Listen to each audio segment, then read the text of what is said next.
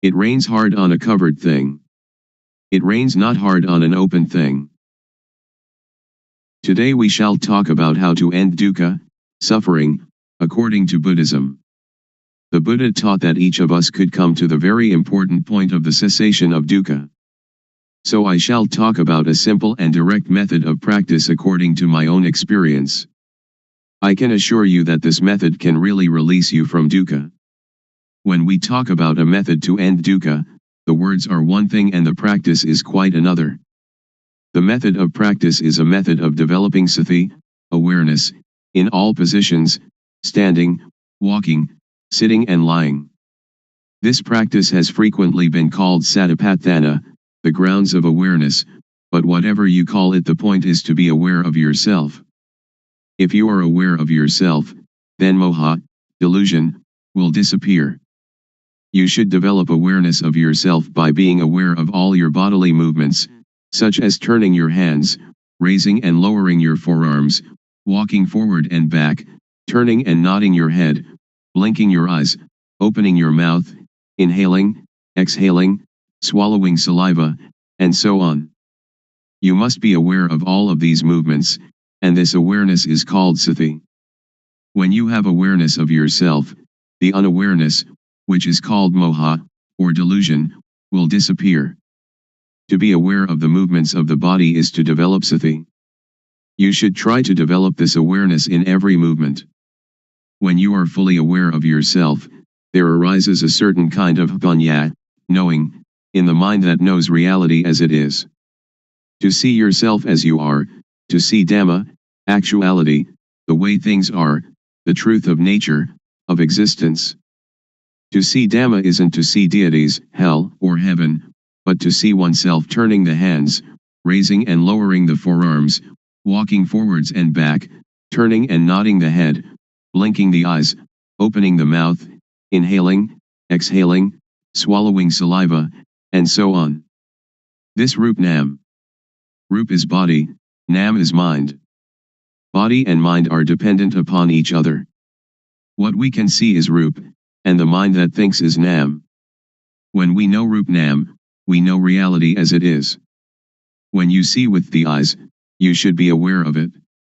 When you see with the mind, you should also be aware of it. Dhamma is yourself, everyone is Dhamma, whether male or female, Thai, Chinese, or Westerner, each is Dhamma. The practice is with us, and the teaching of the Buddha can really lead us to the extinguishing of dukkha. Individuals are Dhamma, Dhamma is the individual. When we know Dhamma, we will understand that everything is not as we think it is. Everything is samyuti, supposition. This is the panya that arises so that the real teaching of the Buddha can be realized. Whether the Buddha existed or not, Dhamma is there. When you really see this, you will be beyond your superstitions. Once you that Dhamma is yourself, it is you that lead your own life, not anything else. This is the beginning of the end of dukkha. Next we try to develop sati in all our movements in daily life. For example, when we make a fist or open it, we are aware of it. And when we are aware of all our movements, then not knowing, or moha, disappears by itself. When there is awareness of ourself, there is no delusion. It is like pouring water into a glass. As we pour the water in, it displaces the air, and when we have filled the glass with water, all the air has gone. If we then pour the water out, air instantly goes back into the glass. Just so when there is moha, sati and panya cannot enter. But when we practice the developing of sati, doing awareness of ourselves, this awareness displaces moha. When there is sati, moha cannot arise. Actually there is no dosa, moha, lopa, anger, delusion, greed. Why not? As you are listening to me talking, how is your mind? Your listening mind is natural, and free from dosa, moha, lopa. Now we come to know sasana, religion, Buddha sasana, Buddhism, papa, sin, and punya, merit. Papa is stupidity, punya is cleverness or knowingness. When you know, you can relinquish. Sasana is the individual, and Buddha sasana is the sati punya, awareness knowing, that enters and knows the mind. The word Buddha means one that knows. In developing sati in all our movements we develop total awareness in the whole body. When thought arises we see it, know it, and understand it.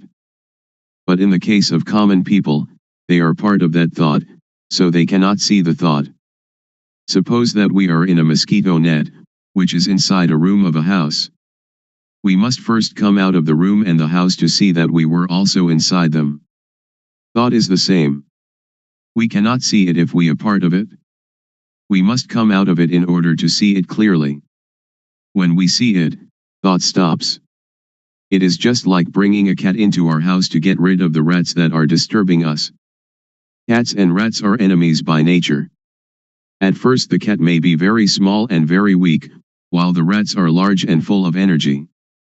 So if the cat pounces on a rat, it is dragged along as the rat runs away, and, after holding on for a while, it must let go.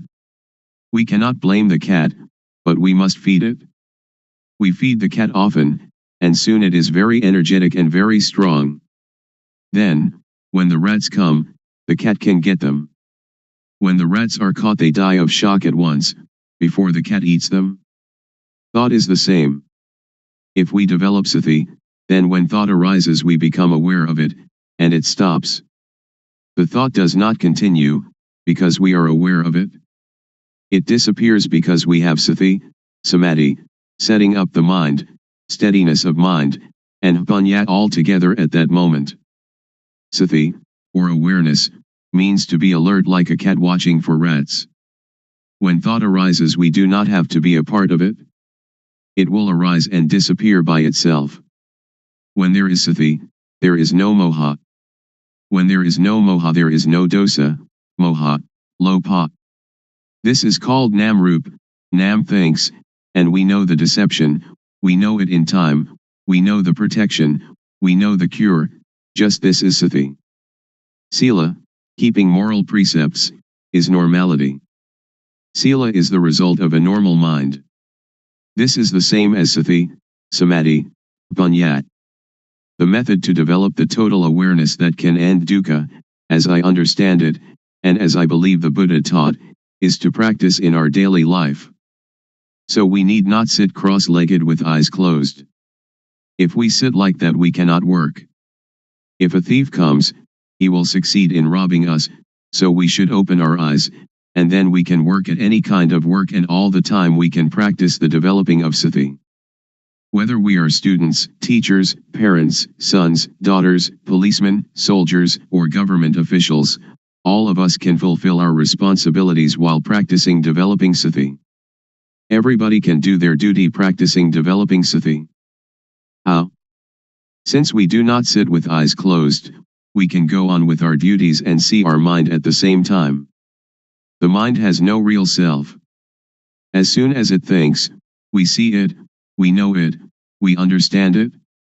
To develop sati is to shake the knowing element of a person. Everybody has the reality in their own mind, but if we cannot see it we do not understand it, but it is still there. Now if we look we see it. When we see like this, it is called seeing Dhamma. Seeing this kind of Dhamma can get rid of dosa, moha, lopa. Magga, the noble path, is the way of practice leading to the cessation of dukkha. The way of practice is to be aware of thought. Our body works according to our duties and responsibilities, but our mind must see thought. Dukkha arises and, because we do not see it, it conquers and enslaves us, it sits on our head and slaps our face, but if we can see it, know it, and understand it, then it cannot defeat us. Dukkha is like a leech that attaches itself to us and sucks our blood. If we try to pull it off, it is stubborn, it resists, and we hurt ourselves more. But if we are clever, we simply use water mixed with tobacco leaf and lime, and squeeze the water onto the leech. The leech is afraid, and drops off by itself. So we don't have to tear it out, or to force it, in order to get rid of it. This is the same. Those who don't know try to stop dosa, moha, lopa, they try to fight and suppress it, but one that knows just has sati to watch the mind and see thought. It is like turning on an electric lamp. A person who does not know about electricity will try at the bulb instead of the switch, so the lamp does not light. But someone that knows about electricity knows how to use the switch, and the lamp lights up. Dosa, moha, lopa is like an electric lamp, the thought is like the switch. The thought is the cause of this derangement. If we want to eliminate the derangement, we come to the thought. When we have sati watching thought, dosa, moha, lopa cannot arise.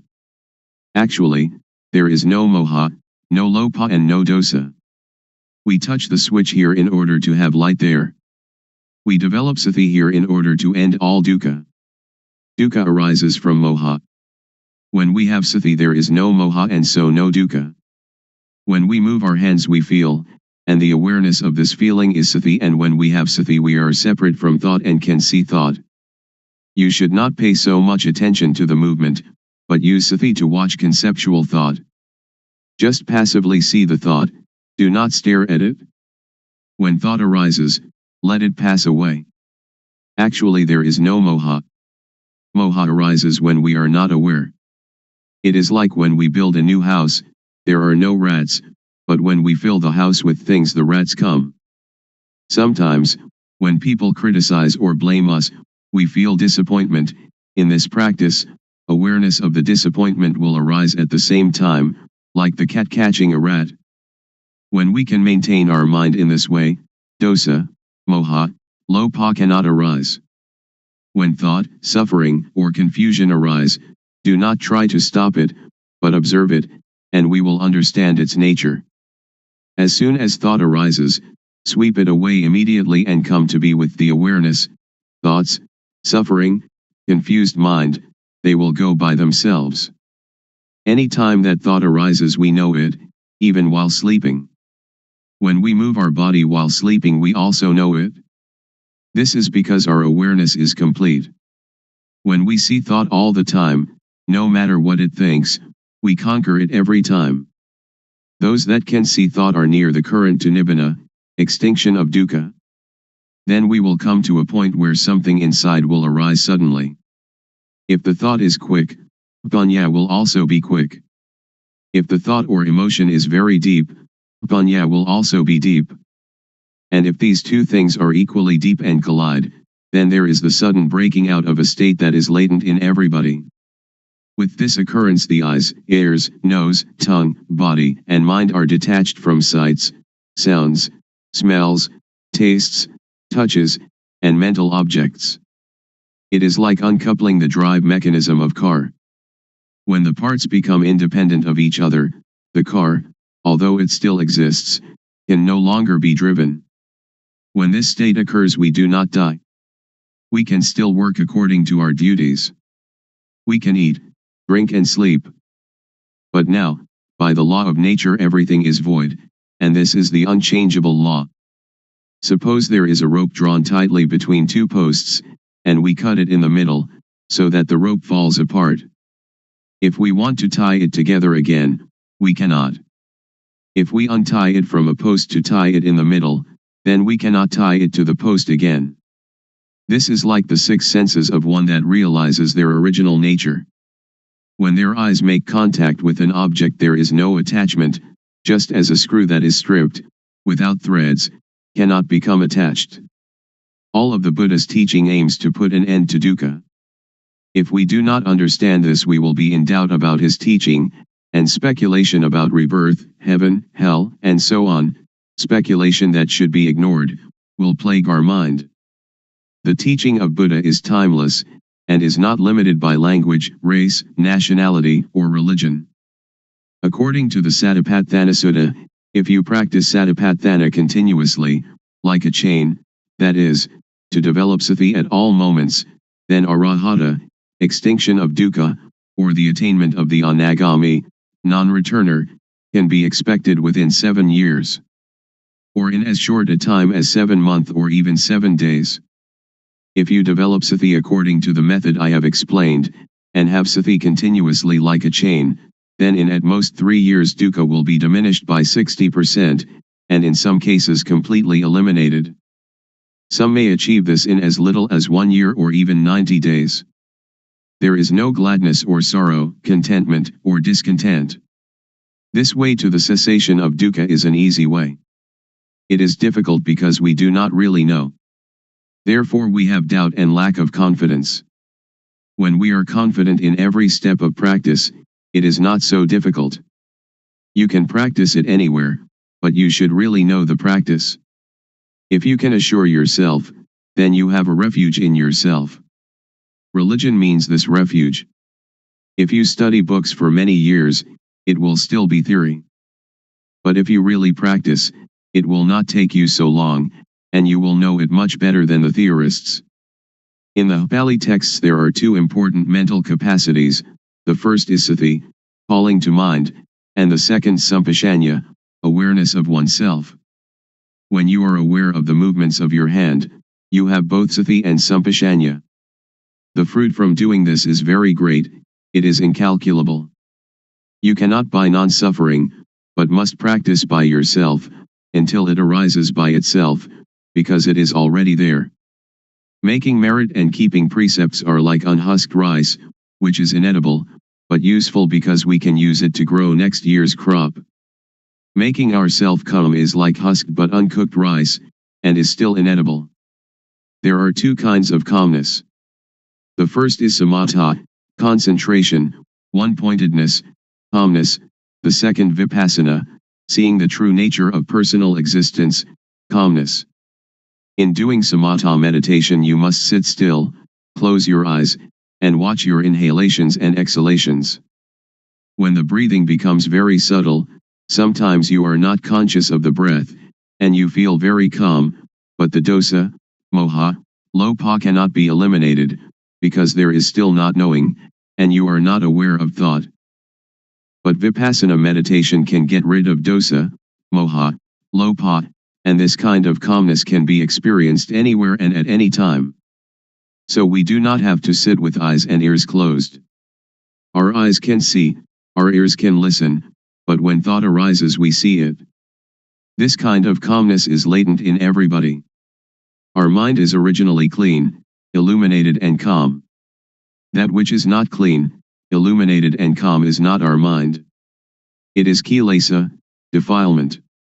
We try to conquer this kilesa, but in actuality there is no kilesa at all. So how can we conquer it? The only thing that we can do is just to see original mind clearly, to encounter the thought clearly. When we see the mind clearly, there is no moha. The word clean indicates the mind's natural state, not stained or covered by anything. We have satipanya penetrate into the mind and see it, knowing it to be stable and unaffected by anything. This is the cleanness of the mind.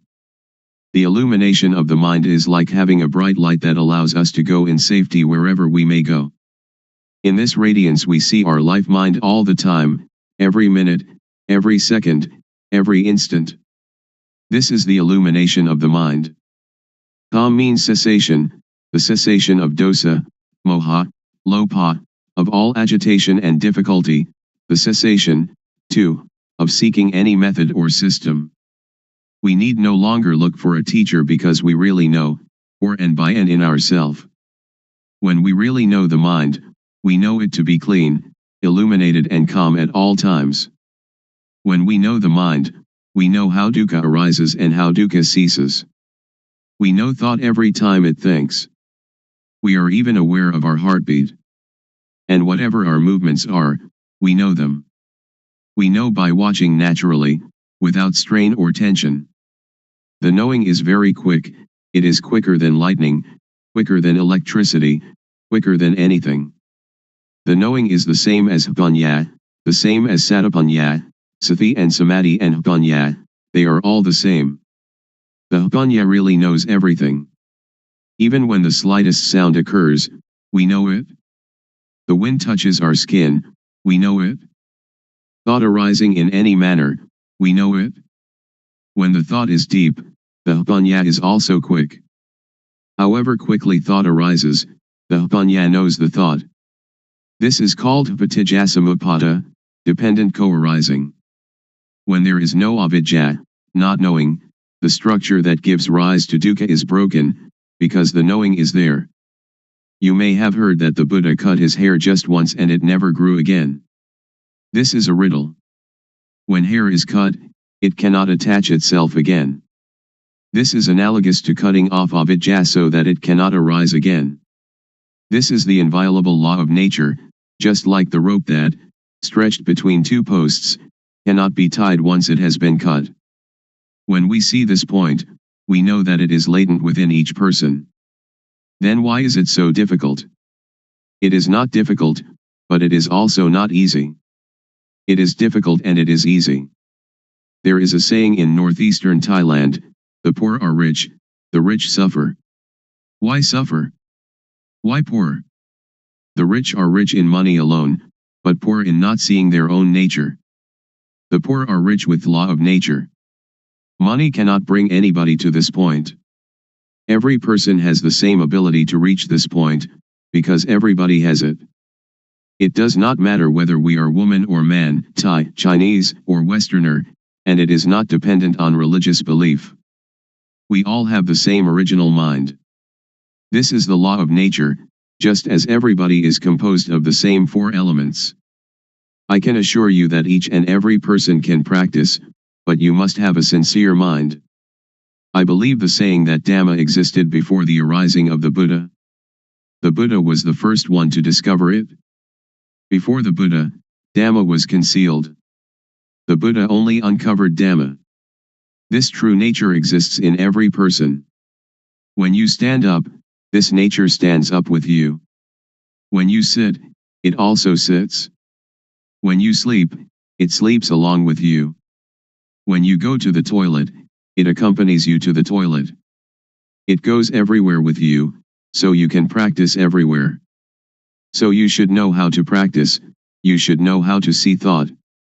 When you know the source of thought, this is a very important point. From this point the way will reveal itself. When we have the right view and the right path, then certainly we will reach the goal. In listening to a Dhamma talk, in giving charity, in keeping precepts, in practicing samatha meditation or even vipassana meditation, if we do not reach this goal they are good only in a worldly sense, but not in the real sense. If we do not give charity or keep precepts or practice meditation, and still reach this point, then everything is done, like the sky covering the earth, it covers everything. So the 84,000 discourses in the Tipitaka, the Pali Canon, which is the whole teaching of the Buddha, are included in this point. If you study the entire Tipitaka, you should come to this point. If you finish the entire Tipitaka but have not come to this point, then you still have doubts, and therefore dukkha. Now we do not have to learn any sutta, the discourses of the Buddha, Vinaya, the code of monastic discipline, or Abhidhamma, the systematic analysis of the teaching found in the suttas, which together comprise the Tipitaka, but we have to come to an awareness of this point. When we reach this point, we will know the whole of the Tipitaka.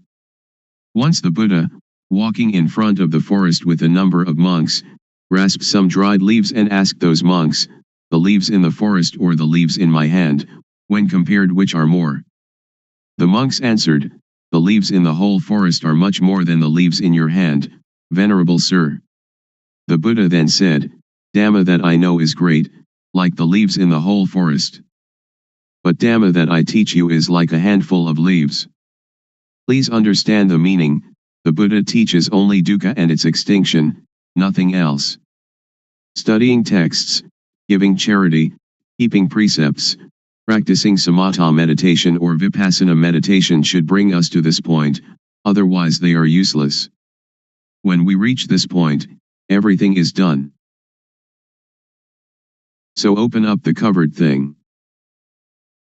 Because every person has doubts in seeking the method to be free from confusion, today I will talk about the method and about the practices that I developed previously.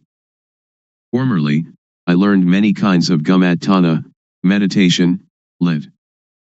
Working ground, such as inhale bud, exhale, do, and sitting cross-legged with eyes closed, all sorts of methods like that. I learned internal recitation of sama arahang. And I practiced the method of the rising and falling of the abdomen. This is also a method of inhalation and exhalation. And then I came to the method of breath counting, yet another practice of inhalation and exhalation. Then I came to practice anapanasati, awareness of in and out breaths, knowing the short inhalation and the short exhalation and also knowing the long inhalation and the long exhalation. These kinds of methods that I practiced, I didn't have any insight. These kinds of methods lead to calmness, but it was a different kind of calmness that I was seeking. Most people are seeking calmness, but the sitting calmness is the calmness that is not calm. So I continued my seeking to encounter the truth. Truth is the reality that is latent in everybody, regardless of nationality, language, or uniform. What is latent in everybody is what I was seeking, until I found it and could see it clearly, could understand it clearly. That is the real calmness. There are two kinds of calmness. The calmness that is not knowing needs to sit quietly and to sit alone. That is not real calmness. The calmness that I am going to tell you about today is the calmness that we don't have to seek. Why don't we have to seek it? Because we know the end of dukkha, suffering. This is called calmness. And we don't have to learn from anyone else anymore. Now, everybody, please listen carefully. First, the method that led me to find real calmness. Without paying any special attention to any point, I just do the movement, and just have sati, awareness, knowing all postures and all movements, such as standing, walking, sitting, lying, bending, stretching, and all the movements. When I have practiced in this way, and have awareness of all my movements, panya, knowing, arises within myself. Aware of myself, not others, I know Rup, body, I know Nam, mind, I know the disease of Rup, I know the disease of Nam. There are two kinds of Rup disease, Nam disease. Disease in the body, such as headache or stomachache. With this kind of disease we have to go to the hospital to see the doctor. The doctor will check the body and the cause of the disease, and, knowing the nature of the disease, can apply the medicine that cures it. Then we recover. Another kind of disease is when the mind thinks and we are content or discontent, glad or sad. This kind of disease cannot be cured by the doctor in the hospital, but you have to study yourself until you know the source of thought. To cure this kind of disease you have to study yourself until you really know. When I know the source of thought, I have found calmness, but only a small amount of calmness arises. The real calmness is when we can cease to seek, when we don't have to run around to find anyone else, that is called calmness. I continue to do more awareness of myself, panya rises, and I know dukkang, anajang, anatta, suffering, impermanence, not self, and I know samyati, supposition. Whatever supposition exists in the world, know it completely, know it to the end, know it to the whole, and know everything that is in the world. What supposition is called samyati paniyati, convention of supposing, paramathapaniyati, convention of the touchable, athapaniyati, the deep meaning of the Dhamma, and ariyapaniyati, agreement between those that have become Dhamma. We have to really know these four conventions completely, really know them to the end, and really know them to the whole. After I know samyati completely, I know sasana, religion, I know papa, sin, I know punya, merit, I really know these things. Usually we attach to samyati, such as we attach to Hinduism, Buddhism, Christianity, or Islam. These things are only samyati. The real religion is everyone. Buddha Sasana, Buddhism, is satapanya, awareness knowing, which is in everybody.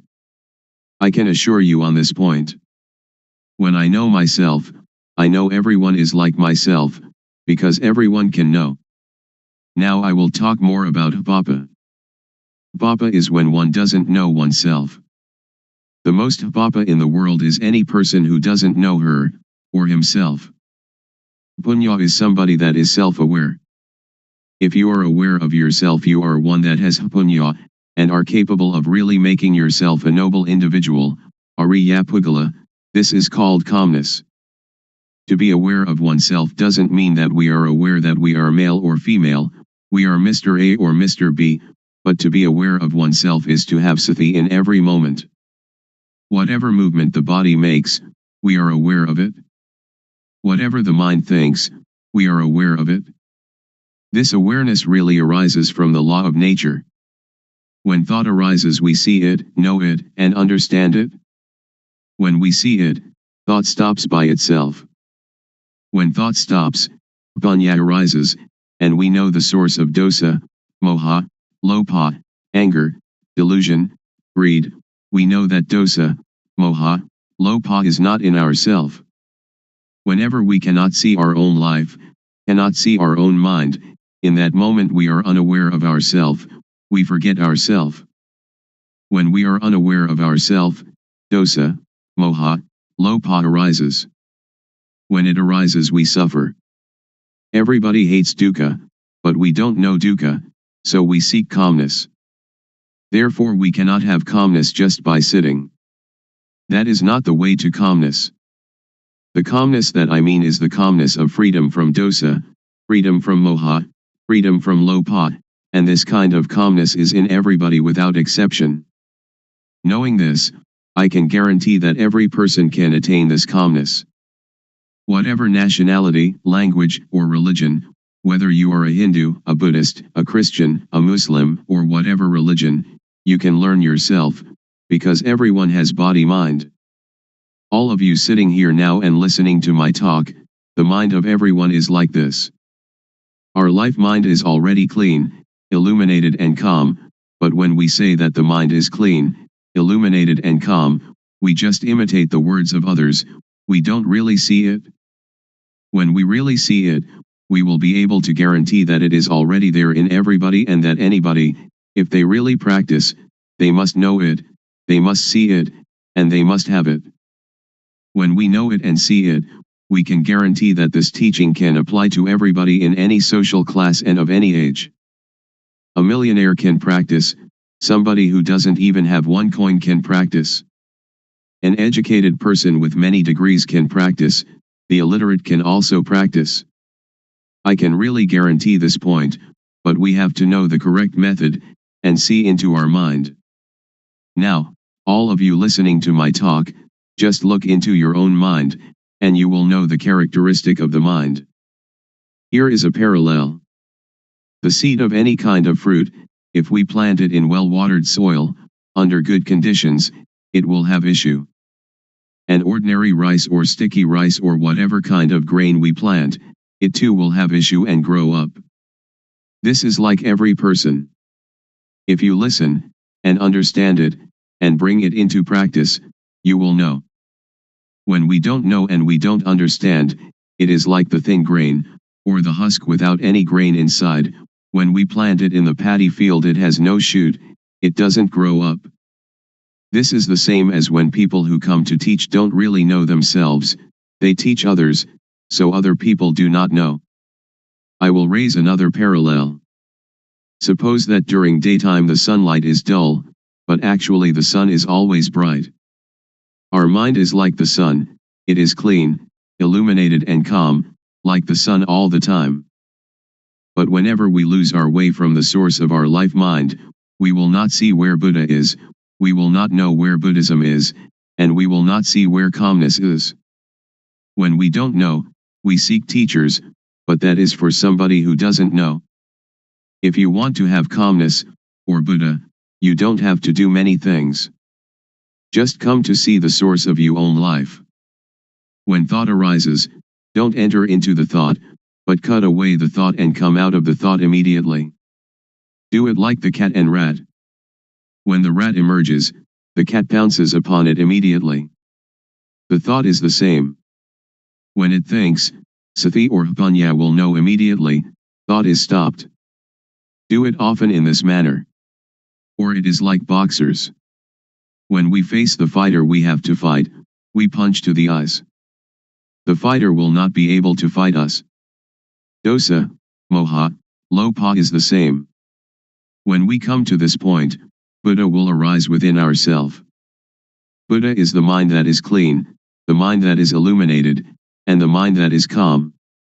Each of us, we are not angry for 24 hours, we are not greedy for 24 hours, but only moha, we do not know it. When we come to know this point, we will know more and more. Panya will arise and arise. It is like pouring water into a bottle. The water in the bottle will come up to the brim. When it is full to the brim, we cannot put anything in it. Sati, samadhi, panya, awareness, setting up the mind, knowing, is the same thing. This can be called calmness in Buddhism, or it can be calmness in Christianity, or we can call it whatever we like. Truth is in everybody. When one knows it, one can live in the world without any dukkha, one can do any work without dukkha. Whether one is a teacher or merchant or parent or worker, only when one knows the method of practice, when one comes to the end it will decrease by itself. It is like a leech attached to our skin. We don't have to force, to tear it out, but just bring some lime and tobacco leaf mixed with water, squeeze it onto the leech, and the leech will detach by itself. When we come to know this point we will have no doubt, and we don't need to seek any more teachers. We will know that the end of dukkha is here.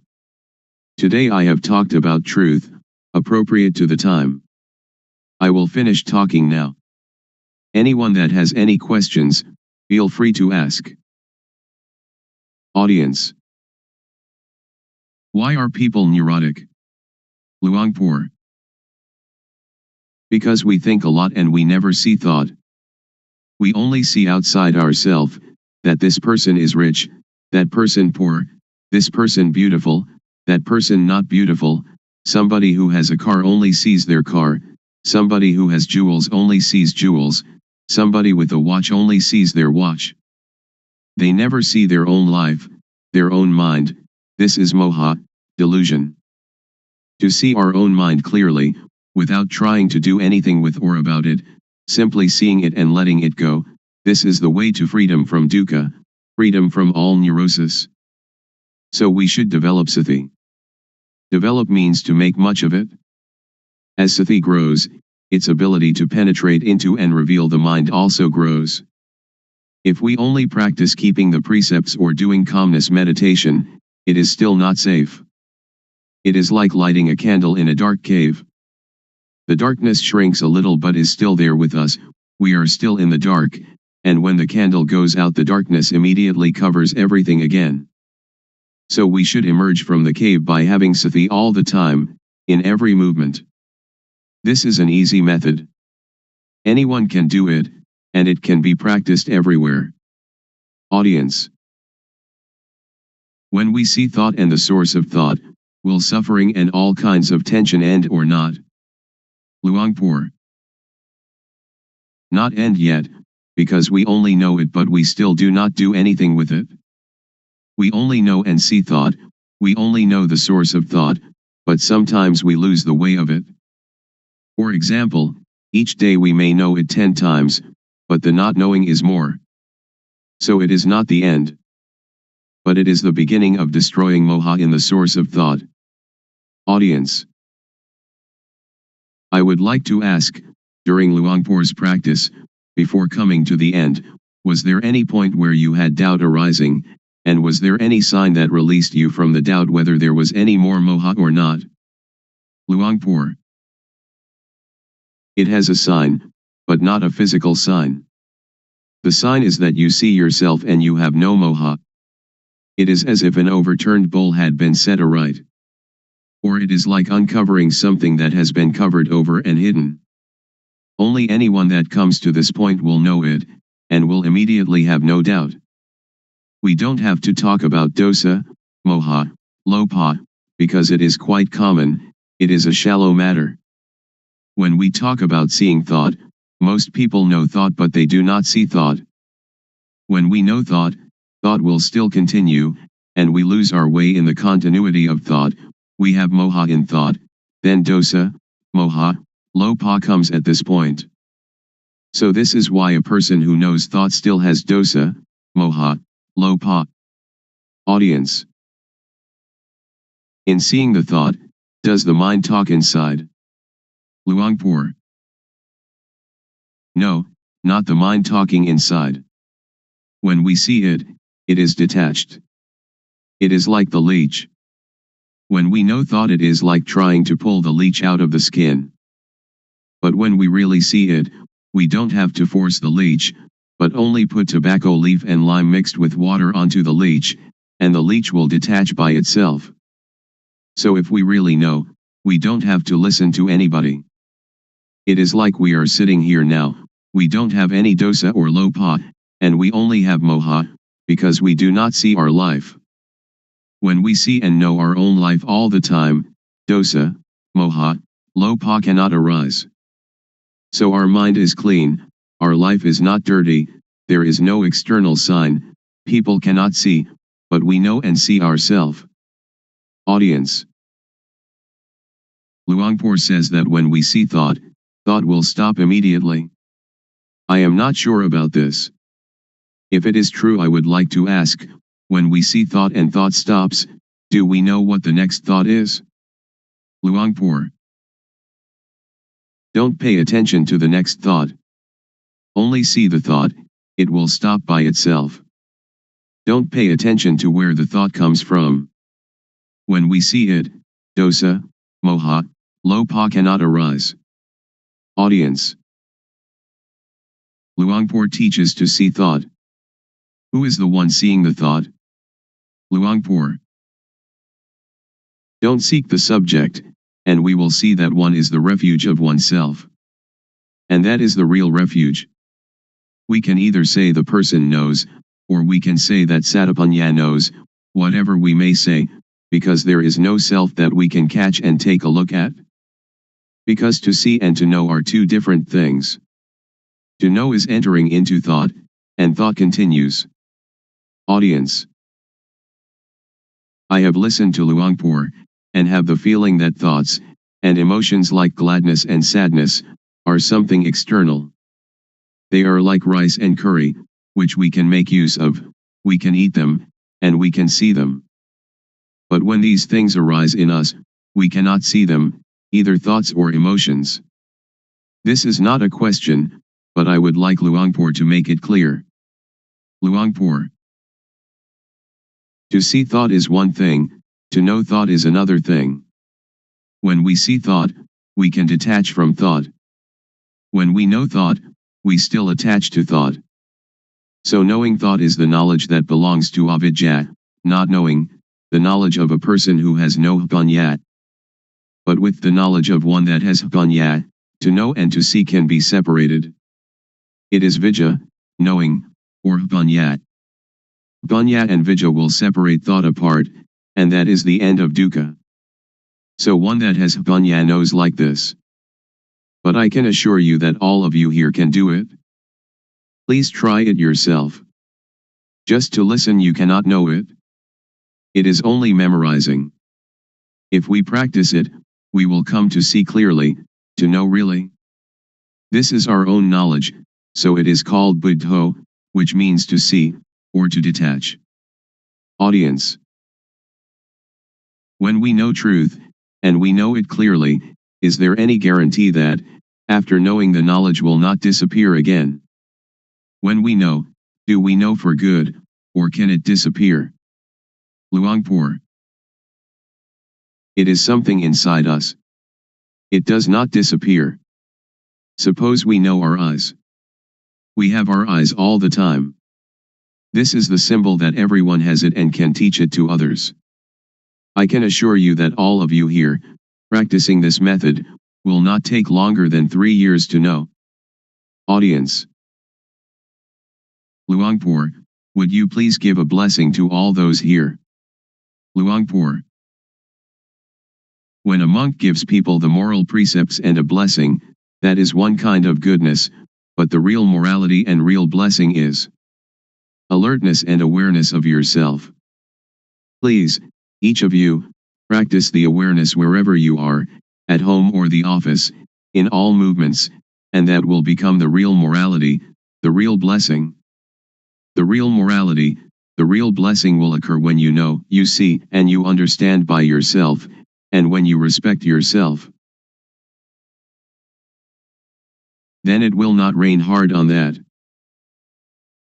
Today is an important day, that we gather to listen to my talk on truth. What I am going to talk about is what I experienced. I have practiced it, and the result it has given me is that I have no doubts. All of you here want no dukkha, suffering, like myself I suppose. In reality, in actuality, there is no dukkha, we suffer only because we don't know it. All of you listening to my talk right now have no dosa, anger, no lopha, greed, and no moha, delusion. The origin of the mind of human beings in every nation and of every language is as such. Please set up the mind to listen, and bring it into practice. First of all, we have to practice awareness. Most people do not understand, so they try to find calmness, but without success. I did that also. I sought calmness, but I didn't know where calmness was. Now I would like to talk about another kind of calmness. The calmness of freedom from not knowing, because we know and because we are alert. The calmness of freedom from uncalm, of freedom from doubt, because when we practice the correct method of awareness we will know the supposition of everything there is in the world, because the awareness of ourself will bring panya, knowing. There are 4 kinds of panya, knowing by memorizing, knowing by recognizing, clearly knowing, and really knowing. And all these panya are in every person. Sajja means truth. There are 4 levels of knowing Dhamma, to know Samyati Sajja, conventional truth, Paramatha Sajja, directly contacted truth, Atha Sajja, the deep truth, and Ariya Sajja, the fundamentally transforming truth. And this can make anybody become a noble individual, regardless of social class or language. The first step is Sotapanya, the second step, Sakadagami, the third step, Anagami, and the fourth step, Arahant, the 4 stages in the change from being hopelessly deceived to fully freed. Now in the beginning stage of practice, we know Vatu, thingness, we know Paramatha, mind touchable, we know Akara, change in Jess. The mind will change to be Ariya, noble, because we have clearly seen the source of dosa, moha, lopha, anger, delusion, greed, and then clearly known the source of Vedana, Sunya, Sankhara, Vijnana, feeling, percept, conceiving, knowingness. This is called to clearly know and to really know with Jnana-panya, the knowledge of full awareness knowing, that arises from the developing of sati, awareness. Next, we use sati to see the mind, panya will arise, and we will know the source of kilesa, defilement, stickiness, tanha, craving, heaviness, upadana, attachment, and kama, action. Next, use sati to see the mind again, whatever thought arises see it immediately, and we will know the deception, know in time, know the protection and know the cure. We will know how to conquer conceptual thought. Sila, moral conduct, will occur within our own mind. It is not the person who observes sila, but sila observes the person. Sila means normality. Whenever the mind thinks abnormally we see the thought immediately, this is called sila observing us. People who only keep the precepts will not know this mind's occurrence. So sila is a tool to get rid of crude kilesa, to destroy dosa, moha, lopa, to destroy kilesa, tanha, and upadana. Then sila appears. Samadhi, steadiness of the mind, setting up the mind, is the tool to get rid of the median kilesa. Median kilesa is the attachment to calmness. I have done breathing meditation, which brings calmness, but it is the kind of calmness dependent upon moha. I did that because I didn't know the real calmness at that time. Now I know calmness. Real calmness is clearly seeing, really knowing, and really understanding. This kind of calmness, everyone can do it when they know the source of moha. Whether you are a teacher, student, merchant, or homemaker, you can do it. Everybody needs calmness, and this kind of calmness, whatever kind of work you do, you still have it, because you know the source of moha. We don't have to sit with eyes closed to get calmness, but we can have calmness in this very society. Whenever conceiving thought arises, samadhi will see it immediately. Samadhi doesn't mean to sit with eyes closed.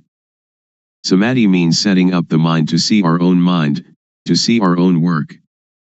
Now panya gets rid of the subtle kilesa. We know the subtle kilesa when we know the source of thought whenever it arises. Whatever we do now, we have normality in speech and mind. When all these conditions gather, there will arise a kind of jnana, insight knowledge, and it will break apart from the person. Only the one that practices will know. All of you sitting here now have as yet no jnana, but the non-suffering and non-happiness is already there. When we don't have jnana, we don't know it, so we seek calmness. Now, as you are sitting here, look at your own mind. You don't have jealousy, ill will, and aggression. Now your mind is indifferent, not suffering and not happy, beyond good and evil. This state is in everybody, and this is the calmness that everyone is seeking. Somebody who doesn't know comes to teach people. A lot of people follow that person and sit with eyes closed, trying to find calmness. This is trying to get something that doesn't really exist, trying to make something that cannot be real become real. It is impossible. So that is only the state of delusion. Now we come to know the real thing. It is called upekha, indifference, equanimity. It is our own mind. It is like something that is covered over. Now, when we come to see our own mind, it will be revealed. So we don't have to do anything with calmness, because it is already there. The only thing we have to do is know the method of practice. The method of practice is to know the movements of the body. We don't have to watch the movements of our breathing, we have to know the movements of the physical body and then see the movement of the mind. Breathing is never glad or sad, it never hates anybody or likes anybody. What is angry is the mind that is thinking. What is pleased is also the mind that is thinking. So we come to see only this point. To see this point is to be aware of thought. In order to see thought, don't enter thought. As soon as it thinks, detach from thought, like a cat catching a rat. We don't have to teach the cat to catch rats, but whenever a rat comes the cat will get it. The clear knowing and real knowing is the same thing. Most people understand panya only as memorizing and recognizing. Very few know clearly and know really. Anyone that will clearly know and really know must make an effort always. Wherever they go they always watch thought, going to the toilet, eating food, whatever they do they look at thought. When we watch thought a lot, like a cat watching for rats, then when thought arises sati or panya will clearly see immediately. This is called panya, getting rid of the subtle kilesa. When we come to this point it is like the hidden thing is revealed, and we will know all religion, we will see with self-understanding the teaching of any religion. We will understand Hinduism or Christianity. We don't understand now because we just memorize from the texts. That is only a kind of history. Now we come to study at ourselves. Reality is in us. Texts are only the words of other people. We come to see our own mind, and we will be another knowing individual. I will stop now. Anyone that has questions can ask. Audience. Luangpor teaches that when we go to the toilet we also watch thought. Shall we watch our walking, or shall we watch thought, or what shall we watch? Luangpor. Thought arises even when we do not pay attention to it. So when it arises we will see it, we will know it, we will understand it. If we pay too much attention trying to see it, it will not think. So we should practice in an indifferent, detached way. When it thinks we will know. Samadhi is also awareness. When you are aware of yourself, that is samadhi. When it thinks and you see thought, that is samadhi. Audience. When I sit I can watch the thought, but when I walk to the toilet and intend to see the thought, when thought arises should I stop walking and see the thought, or what should I do? Luangpor. You don't have to stop walking, just be aware of yourself. When we are aware of ourself, that is samadhi. Whatever movement we make we will know it. Unintended thought will arise by itself. If we do not see it we will attach to it, and this is dukkha. So we come to know the cause of dukkha. Normally our mind is indifferent. It can think without dukkha, and we know that it thinks without dukkha, but when we do not see thought we follow thought, we enter the cave, and that is dukkha. To see thought is difficult for somebody who doesn't understand, but it is easy for one that understands. To see thought doesn't concern any kind of work. We can write, and when thought arises we see it. When we walk to the bathroom, or when we are bathing, and it thinks, we just see it. So we don't have to do anything with calmness, because calmness is already there. The real calmness is when we see thought. Audience. So we don't have to stop thinking. Luangpor. Right. Just watch the movement of the mind. Don't force the mind not to think, don't try to prevent or force the mind not to think, don't try to prevent or get rid of thought. Many people want to tranquilize the mind, they don't want the mind to think. That is the understanding of others. But in my view we should let the mind think. The more it thinks the more we know. It is like when we dig a new well, the water is at first full of dirt. So we have to empty out the water, bucketful after bucketful. We don't have to stop up the hole out of which the water is flowing, but we let the water flow, as much water as possible, and we continue emptying out the dirty water. We clean the edge of the well and continue emptying out the water. We do it again and again. We do it until all the dirt is gone and the water flowing out of the hole is clear and pure. If anything were now to fall into the well we should see it and know it immediately. So we don't have to stop the mind from thinking. Sometimes it thinks this, sometimes it thinks that, but we just see it immediately, like cat catching rat, and the more it thinks the more we empty it out. When thought arises we see it, that is the important thing. Audience. When we sleep and when we are awake, do we watch thought in the same way? Luangpor. The same. When we cannot see thought, when thought arises during the day we don't know it. At night when we dream, we also don't know it. Now, when we see thought wherever we go, when thought arises we know it. At night we sleep, and when it thinks we also know it. Audience. I am still puzzled. Should we see thought or should we see ourselves? Luangpor. They are the same. We can call it seeing thought, and we are also aware of ourself at the same time. Audience. I would like Luangpor to explain the difference between knowing thought and seeing thought. Luangpor. When we know thought we enter into thought, and thought still continues, it doesn't stop. But when we see thought, when thought arises it stops immediately. So we should practice often to see thought. There will arise yana ganyat. Do it like boxers. Every boxer wants to be world champion. Boxers need to be very quick. Dosa, moha, lopa is quick in one way, sati, samadhi, Panya is quick in another way. When we train Sati Samadhi Panya to be very very quick, it will be world champion, it will conquer the world. This conscious body is the world. Do we want dosa, moha, lopa, or Sati, Samadhi, Panya to rule the world? If dosa, moha, lopa rules the world, it is a world of endless sorrow, endless dukkha. If Sati, Samadhi, Panya rules the world, it is a world of radiance and peace. Audience. When we watch our movements and thought arises, how can we know it? Luangpor. If you want to know, you have to practice yourself. Audience. Is discovery of calmness the same as discovery of oneself? Luangpor. Yes.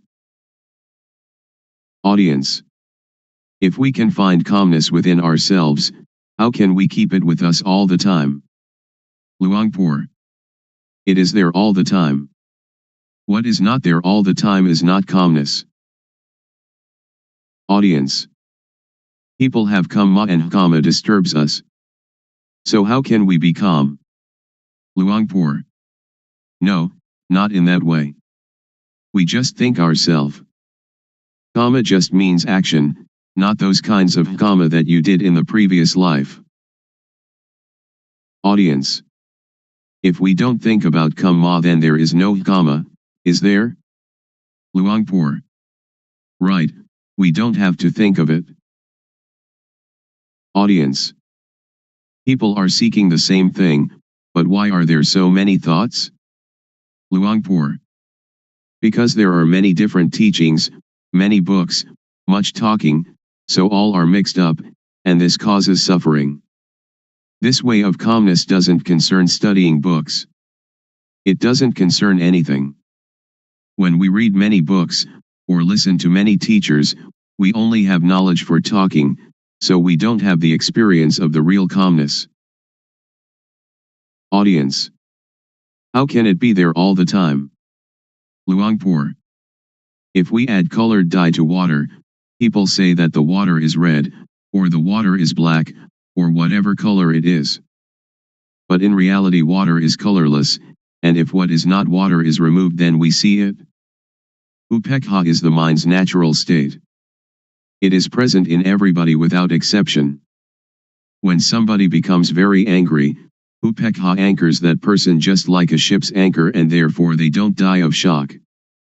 When somebody becomes very very greedy and would like to take a great deal away from others, upekkha is like a ball and chain, holding back and moderating the greed, so that it doesn't totally unbalance that person. So upekkha is already there, we don't have to seek it. It is like the sun when it is hidden by clouds. Dosa, moha, lopa, when it arises, obscures upekkha. But when we clearly see our mind, upekkha is uncovered. Audience. Luangpor said that gladness and sadness are the same thing. How can they be the same? Luangpor.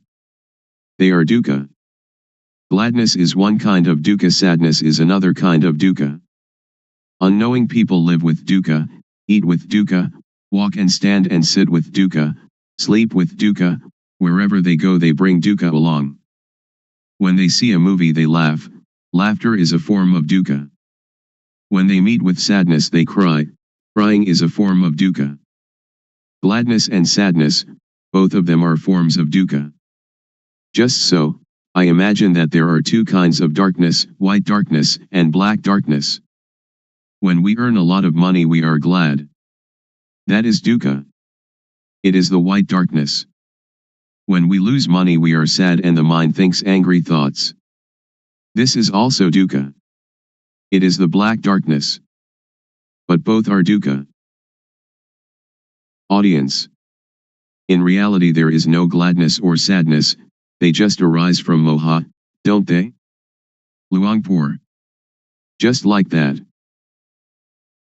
Audience. Luangpor said that all kinds of gladness are dukkha. Is there some kind of gladness that is not dukkha, for example love between husband and wife? Luangpor. All are dukkha. Audience. How about gladness in Dhamma, or sometimes when we look at the sunshine we feel happy? Luangpor. That is not dukkha, not suffering or happiness, not gladness or sadness. It is indifference, equanimity. Audience. I would like Luangpor to explain the thing that is called love. For example, a woman and man who are going to get married. Luangpor. Somebody who doesn't know dukkha will approach dukkha, and dukkha will teach its lesson. Audience. When we see thought, it stops. So during which time do we see the three characteristics, anicca, dukkha, and anatta? Do we see them when we see thought, or before seeing thought, or when we think of them? Luangpor. When we think of them, that is not seeing with jnana-panya, it is just memorizing or recognizing. After we clearly know and really know, we don't have to ask anyone. Audience. How about the intention to do something? Suppose that somebody says something bad to us, and we have the intention to harm them. Luangpor. To harm is stupid. When we know the states of suffering and of happiness, we do not want anybody to suffer. We will help all to live without dukkha. Audience. When I am going to give money to beggar, I know my thought, which is to give money. To see that thought, is that called panya? Luangpor. That is not called panya, it is called knowing from memory. All of us have mind, so before doing or saying anything, just look at our mind. Our real mind or real life doesn't hate anybody and doesn't love anybody. When we hate or we love, that is kilesa arising. So just come to see the mind at the beginning, and dosa, moha, lopa will be destroyed.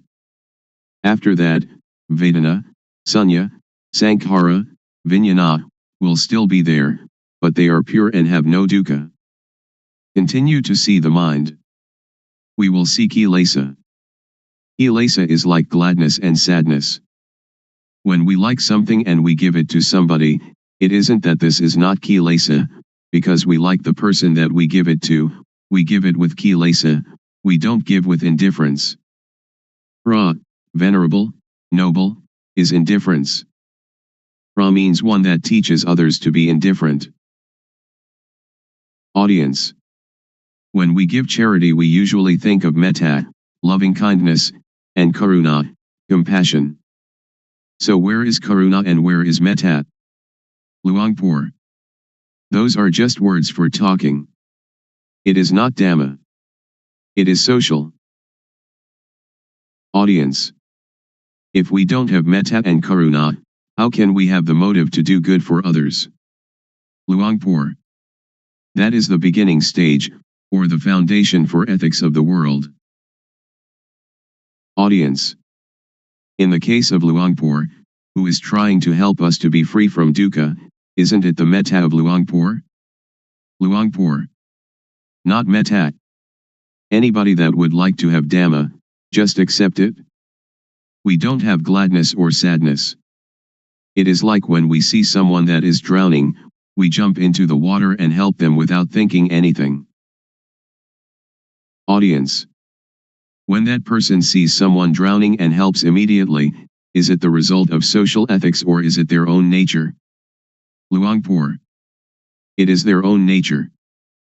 But when we try to help other people, we don't see our mind, but the nature of the mind is already there, the indifference is already there, we never come to see it and we try some other way. That is why we don't have real calmness. Visible here and now. Calling to come and see. The Dhamma of an instant. Today I would like to bring to you the truth, as I have heard it from the elders, who passed this truth on from generation to generation. It may be that you've heard it, it may be that you haven't. When listening, please set up the mind to listen, listen with sati, samadhi, panya, awareness, steadiness of mind, knowing. Consider these words, and find their actuality at last. In everything that happens there must be cause and effect. For example, the cause is that we go to work, the effect is that we earn money, the cause is that we go to study, the effect is that we gain knowledge. So the knowledge is the result of the study. Therefore the cause is to be diligent and the effect will be truly useful. The elders used to teach that the cause is developing sati, awareness, the result is the knowledge that arises. They have said so. Whether or not the Buddha talks in this way, or whether or not your parents and teachers talked in this way, make the experiment, and discover for yourself whether it is true or not. We have to consider and to really know it. The cause is called the developing of sati, the truth is called sajja. Whether or not we know it, it is still there, like something beneath an overturned bowl, we right the bowl, and what was concealed is revealed. Or it is like opening up what was closed. You should try it, and see for yourself whether it is like this or not. You can sit with legs tucked back to one side, sit with legs outstretched, sit on a chair, or sit in half lotus. Rest your hand on your thigh. Now turn the hand up onto its edge, having awareness of doing it. Turning the hand is the cause, the awareness of doing it is the effect. Turn the hand back down, having awareness of it. The cause is turning the hand down, the effect is the awareness that coincides with the movement. Turn the hand up, being aware of the movement. Turn the hand back down, being aware of the movement in the movement. The cause is turning the hand up and being aware of it and turning the hand down and being aware of it, the effect is that the knowing will accumulate. So when you are doing this, are in the rhythm of it, developing sati, you can say it is the same as the Buddha's teaching, the same as the elders' teaching. You should develop sati. When you develop sati, panya will arise. The elders used to tell us that Buddha taught the four satipatthana, the bases of awareness, or the four major postures, which are standing, walking, sitting and lying down. You have sati in these postures, then you have the sati to know other, minor movements. In all minor movements, stretching, bending, and all other movements, have the sati to know it. The effect will be the knowledge that arises. Some people may say that this accords with the texts, some may say that this does not accord with the texts, but please listen, and try to practice yourself. If it is useful we use it. If it is useless we cast it away. The knowledge that we have learned, we know it already, but the knowledge we have never heard, please try it and find it for yourself. This is a practice I have done. Sit comfortably, back erect, hands palm down upon the thighs. Now turn the right hand up onto its edge, being aware of the movement. Then raise the hand straight up to chest height, being aware of the movement. Then bring the hand down to rest on the abdomen, being aware of the movement. Now repeat these three movements with the left hand. Then, having sati in each movement, move the right hand up the chest, then swing it out to above the right leg, then lower it to rest on the thigh, and then turn the hand back down again. And now repeat these four movements with the left hand. This is rhythmic practice. It is called the minor movements. Humans cannot stay still, so we find some work for the body to do and then use the sati to be with the movement. You can call it sati or you can call it samadhi. The feeling is called sati, samadhi is setting up the mind. When you do it, have awareness of it. If you don't set up the mind, then you will not know. When you blink you know it. We blink since our birth from our mother's womb, but we don't know it. When we look to the left or look to the right, we don't know it. We don't have sati, samadhi. We have only the usual sati samadhi but we don't set up the mind to know it. If we set up the mind to know it, the sati will be newly built sati. Samadhi is setting up the mind. We breathe since we were born from our mother's womb, but we don't know it. Now we set up the mind, and breathe in and out, then we know it. When thought arises, then we know it. The knowing is caused by the developing of sati. So I would like all of you to take this teaching and use it. Ordained, all right. Not ordained, all right. Believe any religion, all right. Wear any uniform, all right. Keep the precepts, all right. Don't keep the precepts, all right. Give a lot of charity, all right. Don't give any charity at all, all right. If you don't develop sati, then you will not know, even though you make merit, keep the precepts or practice a lot of calmness meditation. The knowing will arise because of the developing of sati. When we have more and more awareness, then the unawareness, which is moha, or delusion, will fade away. When we have more and more sati, more and more samadhi, panya will arise. This is called panya parami, the perfection of wisdom. I do not talk according to the texts. Panya is already there. Parami means the readiness to know, if we practice in the right way. If we practice in the wrong way, then we will not know. Now if we know the real thing, not knowing outside ourself. We know within ourself. We know ourself. Sitting here we know ourself to be Rup Nam, body, mind. Turning the hand up is Rup Nam, turning the hand down is Rup Nam, continuing turning the hand up and down is Rup Nam. This is knowing Rup Nam. Then we know the action of Rup Nam. When Rup acts, Nam acts simultaneously. When Rup Nam acts we know it. We know it because of the developing of sati. Panya arises because of the developing of sati. We know Rup disease, Nam disease. This born Rup has disease, like headache, stomachache, fever, and so on. Another kind of Rup disease, Nam disease, thought is Nam, but when it thinks it is the Rup. When some people talk and that makes us satisfied or dissatisfied, our mind has disease. Really know this thing. The developing of sati is cause, the arising of panya is effect. After knowing Rup Nam, we come to know Dukkhang, Anajang, Anatta, suffering, impermanence, not self. People have taught that Dukkhang, Anajang, Anatta, is white hair, wrinkled skin, broken teeth. That is true, but not true according to the developing of sati.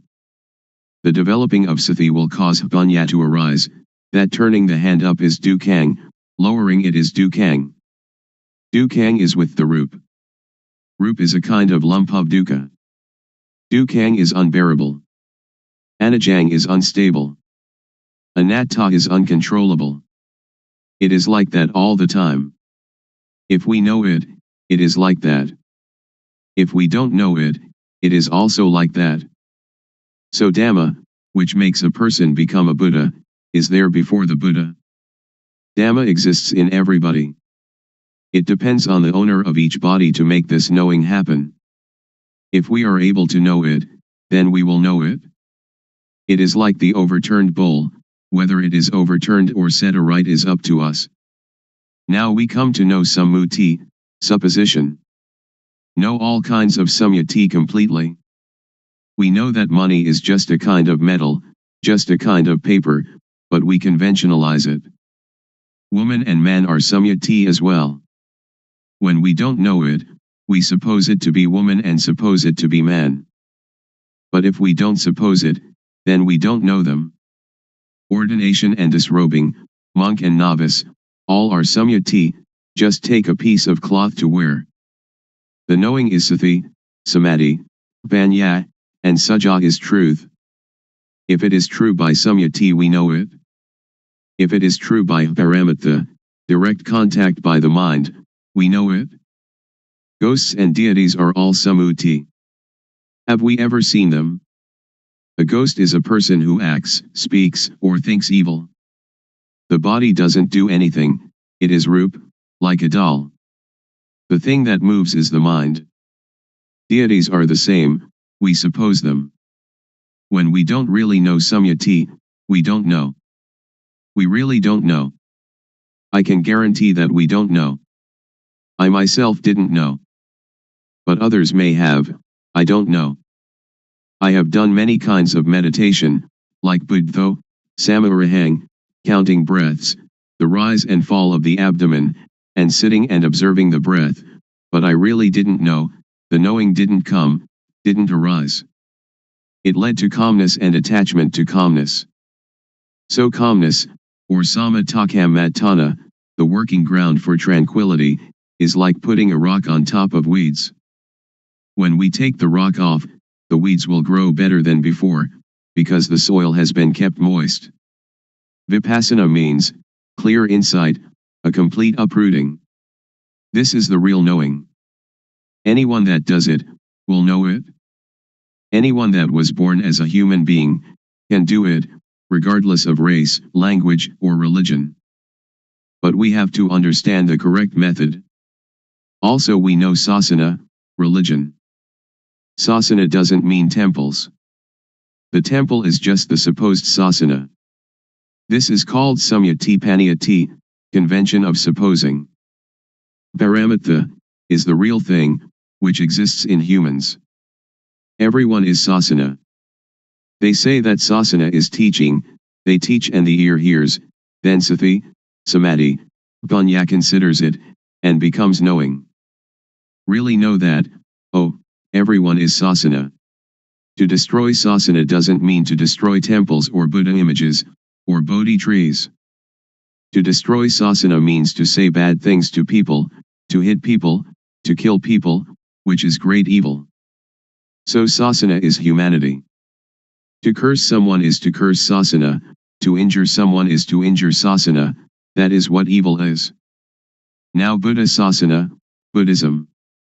Buddha means, one that knows. The body is like a doll. Sati, samadhi, panya is the knowing.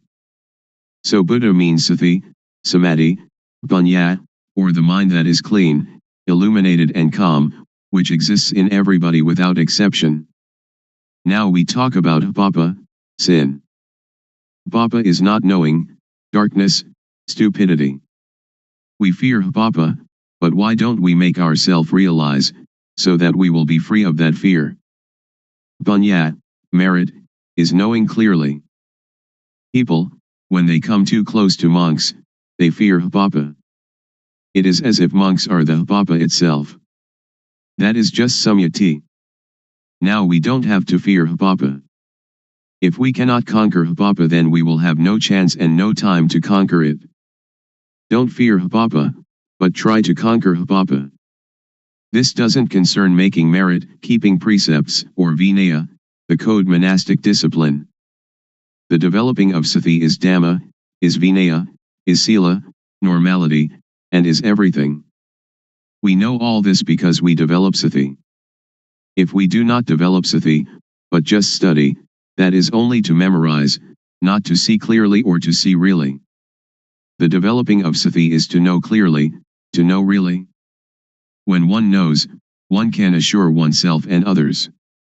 Anyone that does it will know it, because everyone knows the same thing. The knowledge is the shared object of developing sati.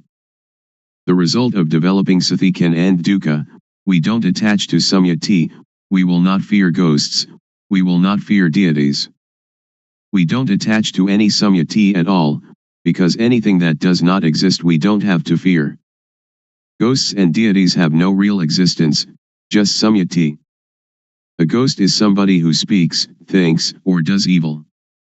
A deity is one that speaks good, thinks good, or does good. We know how to be human. Ghosts arise in people while they speak, think, or do evil. When anger arises, and we can stop anger, that is human.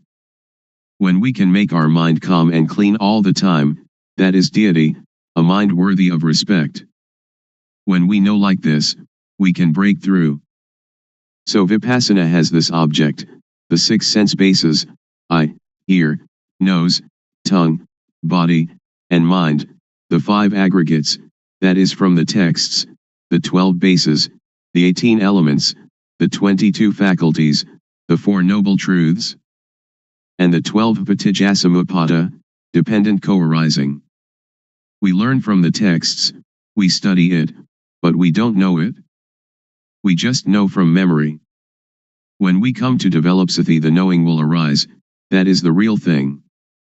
When we use sati to watch thought, whenever thought arises we know it, because when we move we have sati. Thought has no real self. When thought arises we have sati and know it, like a cat watching a rat. When the rat emerges the cat catches it immediately.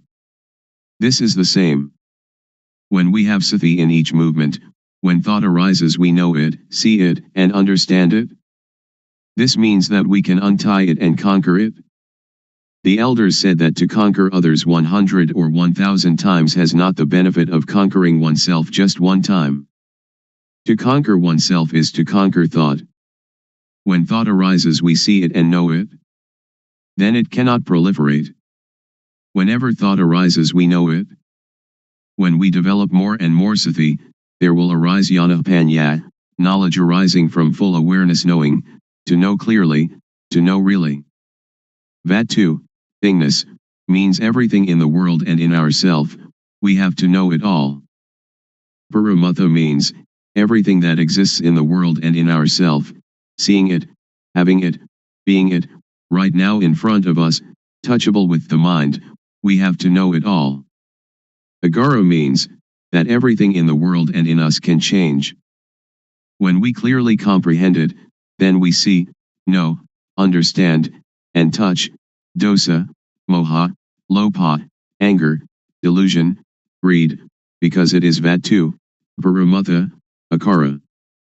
After knowing this the mind will be very cheerful, and can see, vedana, sunya, sankhara, vijnana, feeling, percept, conceiving, knowingness, not being dukkha. The real pra, noble, inheres in this. Pra doesn't mean you shave your head, but means the quality of the mind. Paramatha means the real thing. The real pra is in everybody without exception. In this way of developing sati, the feeling of the movement is the cause, the effect is knowing all this. Pra means teacher, one that teaches. When they know this and teach this, there is no dukkha. A real pra knows samyati panyati, paramatha panyati, attha panyati, and ariya panyati, the four levels of designation. The mind has changed and we will really know this. If we know other things it is not correct. We continue the practice. There will arise piti, rapture. We feel comfortable, the mind is light, it is like in darkness there arises the light, or the dirty becomes clean again. Or like black and white, or the heavy becoming light. The mind changes from one stage to another. When the knowing arises, the not knowing disappears immediately. When the quality of the real pra arises, the quality of not being a pra disappears immediately.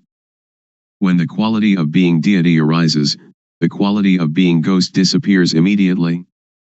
When the quality of being human arises, the quality of being other disappears immediately. It arises and substitutes for the other.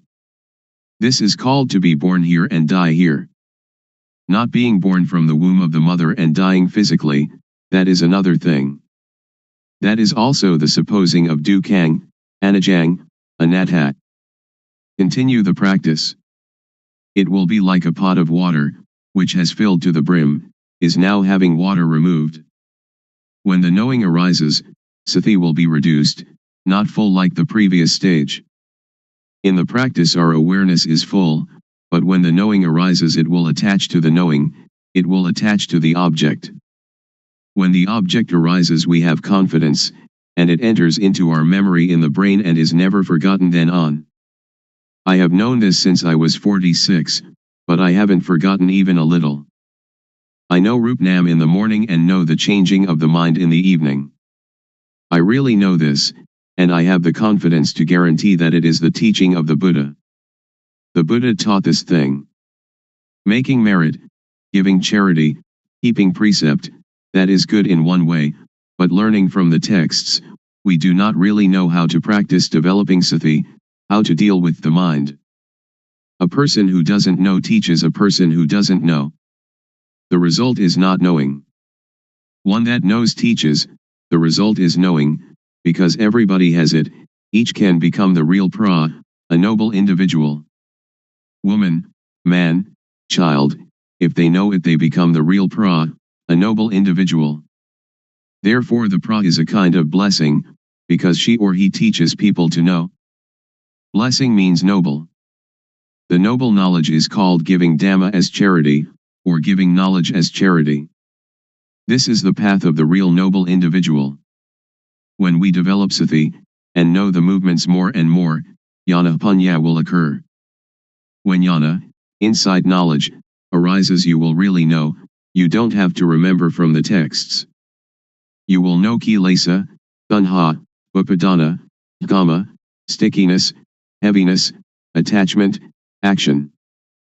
Seeing clearly, seeing really, kilesa, tanha, upadana, kama, will reduce or fade away. When we know this point, we don't have to believe anybody. The one that sees it owns it. Suppose that the Buddha comes and tells you that this practice is not correct, you will also not believe him, because it is real. When jnana panya arises, you have real confidence. When you know this point, BT will arise again. When I knew this point during my practice, I went to sleep. After getting up, I started walking back and forth. The cause is walking back and forth, the effect is that the knowing arises again. I walk back and forth and have the knowing. At that time, there is a centipede running across my path. The centipede is cause, the effect is that I see the centipede. I light a candle and try to find the centipede. When I cannot find it, I bring the candle back, and then begin to walk back and forth again.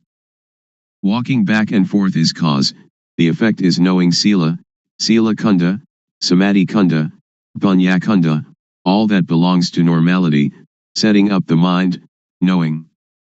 The knowing arises that kunda means, vessel, container, to contain, to fight it. You can fight everything.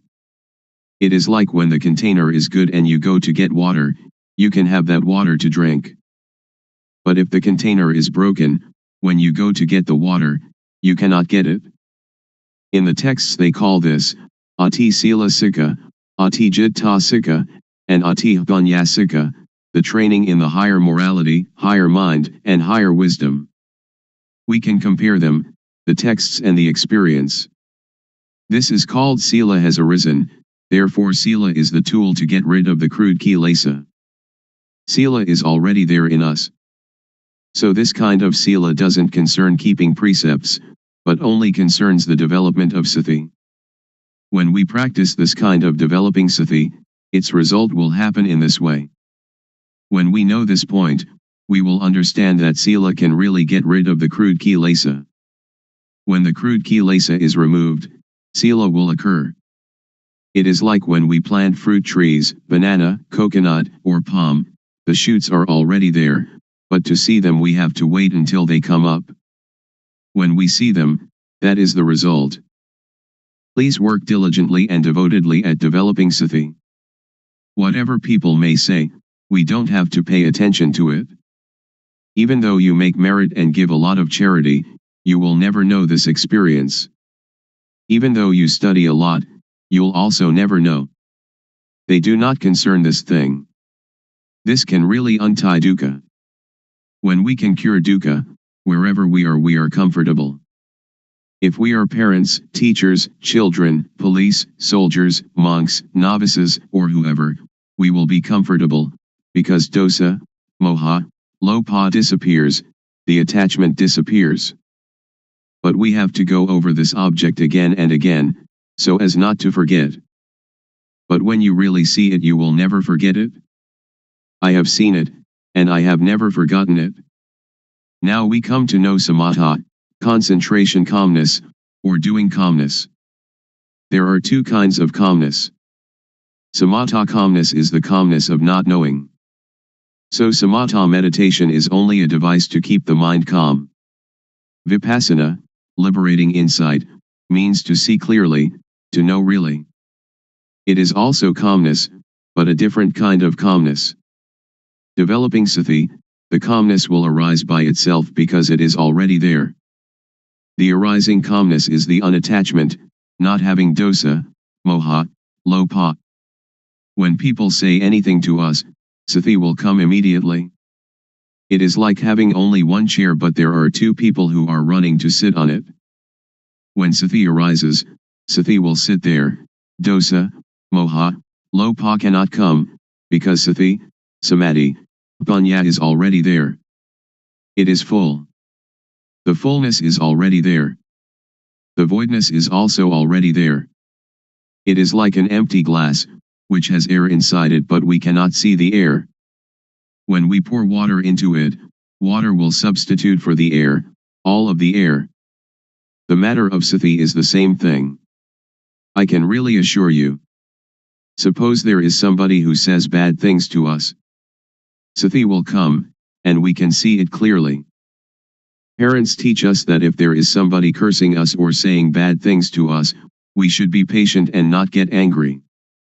But we cannot stay still because we don't see it. When there is nobody to say bad things to us, we are already comfortable, because the comfortable is already there. It depends on what we suppose to be the owner of each body to practice and make it occur. When we practice, the clear knowing and the real seeing will occur. I can assure everybody. If somebody does not develop sati and does not make this thing occur, that person doesn't have it, but it is already there. So we should respect each other. After knowing sila, we will know gama, sensuality. Gama means those things that make calmness. Gama is attachment. This is called gama aramana, the object of sensual enjoyment. It is called gamazava, under the control of gama, bhavasava, under the control of bhava, being, or dukkha. This is bhava and jati, birth, avijjasava, avijjaya is not knowing. Now we come to know gama, which is deities, rich people, people with authority. They attach to reputation, money, honor, these people who have gama, but I do not blame anybody, I just teach directly. You can bring it into practice, or you might not bring it into practice, it depends on you. When we know gama we see that gama is dukkha, gamazava is dukkha, bhavasava is dukkha, avijjasava is dukkha, because of not knowing. We also know samatha meditation. People may talk in any manner, we really know the matter of calmness. We know all the stages of it, because it is already in us. We write the overturned bowl, we open up what is covered over, that is to teach the method of practice, the method of arm movements, the method of turning the hand. This is one form of the most intensive practice. I have not taught this according to the texts. It may or may not contradict the texts, but I will talk in this way, because doing this way then you know this way. If you study from the texts, when asked about the truth, you don't know. Many of my teachers didn't know. The arm movement is cause, its result is panya arising. Cause and effect go together. After knowing this, we know about panya and papa. For any bad bodily action, we know how it is papa, kama, harmful, benighted action, and, if there is really a hell, into which level we shall fall. For any bad verbal action, we know how it is papa, kama, and, if there really is a hell, into which level we shall fall. For any bad mental action, we know how it is papa, kama, and, if there really is a hell, into which level we shall fall. For any bad bodily, verbal, and mental actions together, we know how they are papa, kama, and, if there really is a hell, into which level we shall fall. For any good bodily action, we know how it is, punya kama, beneficial wise action, and if there really is a heaven or nibbana, to which level we shall go. For any good verbal action, we know how it is punya, kama, and if there really is a heaven or nibbana, to which level we shall go. For any good mental action, we know how it is vedana, and if there really is a heaven or nibbana, to which level we shall go. For any good bodily, verbal, and mental actions together, we know how they are punya, kama, and if there really is a heaven or nibbana, to which level we shall go. The shaking of the knowing element is already there in everybody. The developing of sati can apply to everybody. If you don't believe it, just try it. I can guarantee that it will not take longer than 3 years and you will really know. It is like the fat, fertile grain that we plant in the field. If we practice incorrectly, it is like the empty husk. If you dig the ground, but not in the right place, then you cannot get water. If you dig into the ground in the right place, then you can really get the water. This kind of practice, if you do it correctly, you will really get the result. If you do it incorrectly, you will not get the fruit. When the occurrence happens, we know about 4 elements: earth, water, fire, and wind. They come together. When we know this, the occurrence arises. We know the end of dukkha. The end of dukkha is here. It will demolish all and everything. On this thing I do not believe anybody. When we come to the end, we will have jnana. Sila is the tool to get rid of crude kilesa. When the crude kilesa comes to an end, sila occurs. Samadhi is the tool to get rid of the median kilesa. When we know the median kilesa, then we know samadhi. Panya is the tool to get rid of the subtle kilesa. When the subtle kilesa is discarded, panya then arises. That arising panya is called jnana panya.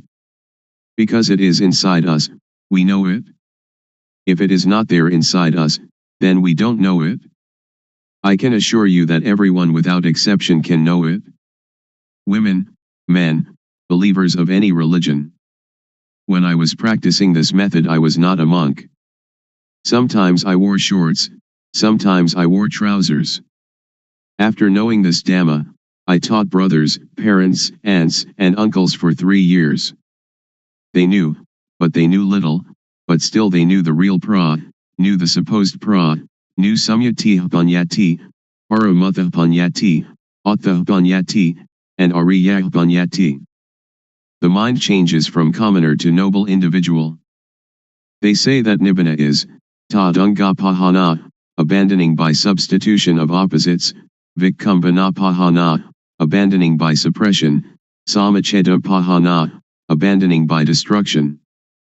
Tadunga pahana is, to come to know oneself thoroughly.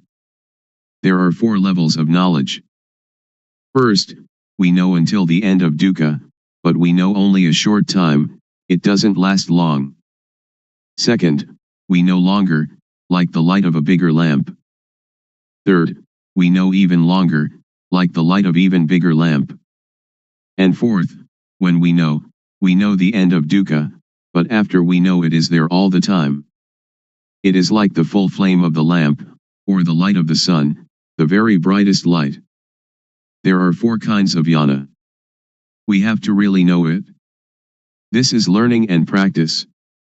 Learning means moving the arms. Practice means turning the hand up and down. After learning and practicing this method, the fruit will come, and we will have no doubt, because we know all. We also know the end of dukkha. Patijjasamuppada, dependent co-arising, is just words. If we want it in our practice, we have to come to the cause, that is to practice movement, until panya arises. When panya arises, when we talk about patijjasamuppada, we know it immediately. So now we come to the conclusion.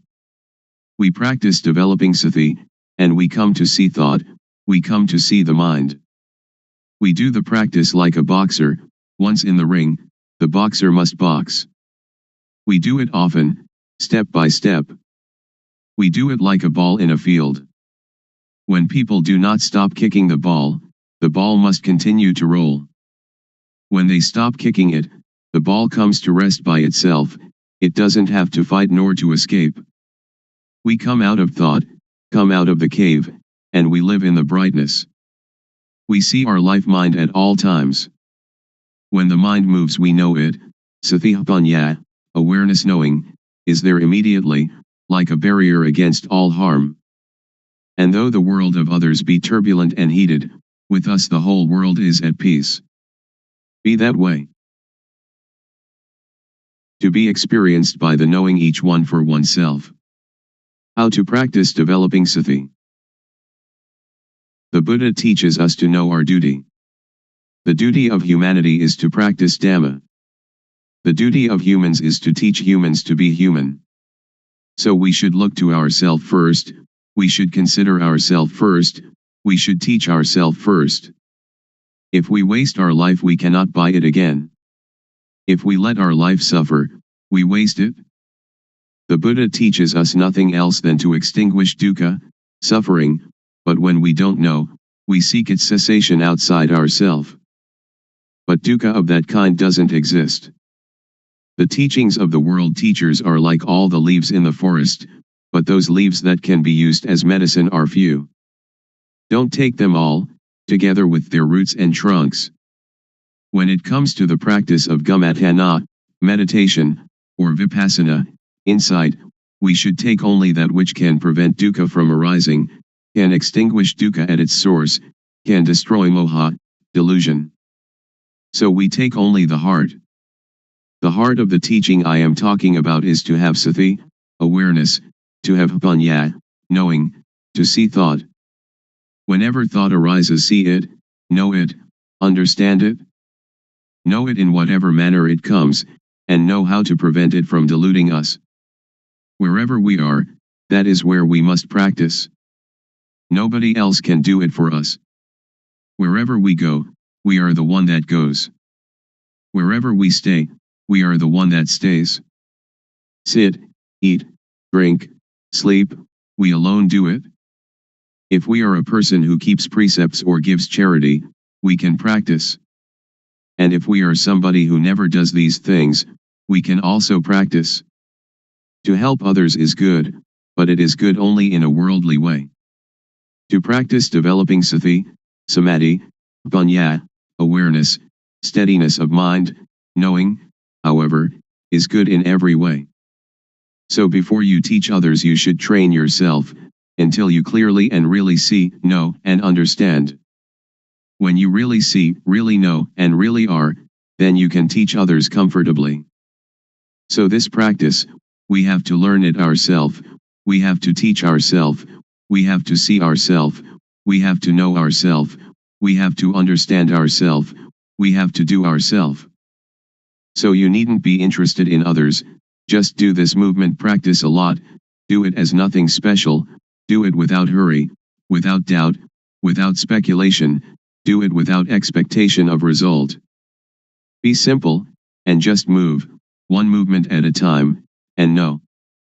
When you don't know, let it pass, when you know, let it pass. Sometimes you know, sometimes you don't know, so it goes, but know.